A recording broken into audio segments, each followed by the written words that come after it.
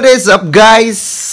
Since wala kaming magawa ngayon, hindi pa kami makatulog and it's 12 o'clock AM.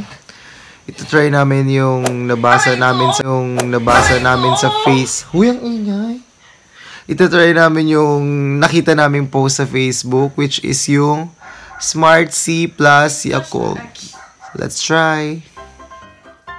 May Smart C at Yakult na kami dito. And basahin natin yung post sa Facebook. First is, buksan yung Smart C. Next is, of course, bubuksan din yung Yakult.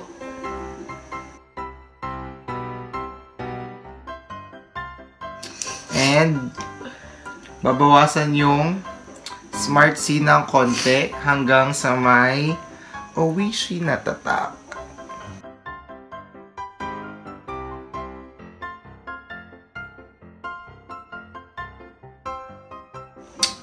Tapos anong tawag doon?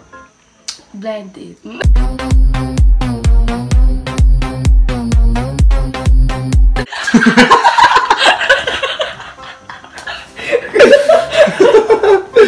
Ang baga mo. Tapos sa paghaluin yung Smart C tapos Yakult. Bubu. Ano parang kas... After that, i-shake daw ng 30 seconds or mas matagal pa.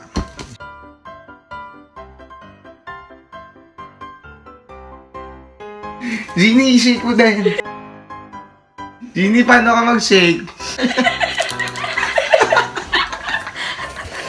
After 10 years of shaking, tikman natin if lasa bang pure Yakult or lasa ba tong Yakult? Ano? Fail? Fail to hindi. Fail.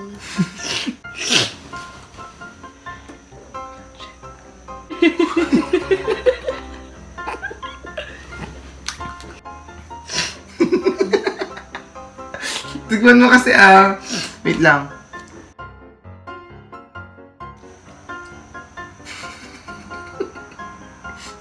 Hindi naman. Okay.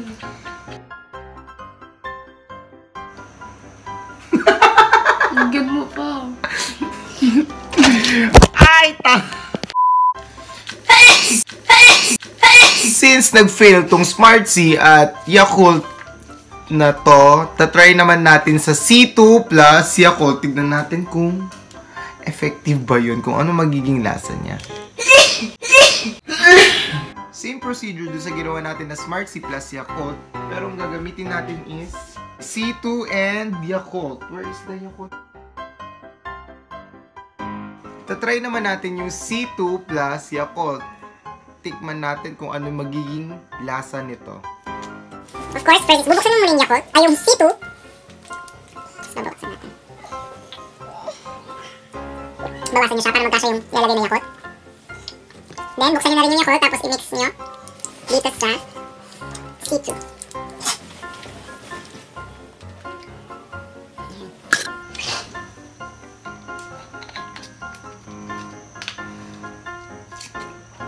And i-shake nyo ulit ng 30 seconds above.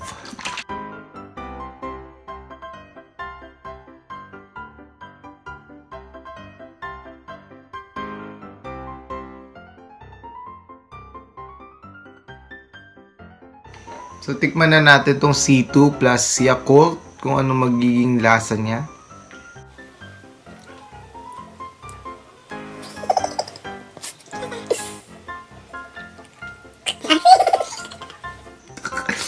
Tikman mo. Anong lasa niya? Lasang yogurt. Dapat lasa. Sinisipon ako. Yummy. Ang sarap! Sarap naman. Ang sarap. Tikman nyo, guys. C2 plus Yakult. Para siyang Nestle yogurt. Seryoso. Try nyo. Para talaga siyang yogurt, guys. So that's it for our video today. Once again, it's me, Aljo. With me is... I hope you like it. And if you like this video, just give it a thumbs up. subscribe to my channel, and don't forget to ring the notification bell here. And don't forget to subscribe to Ruiz.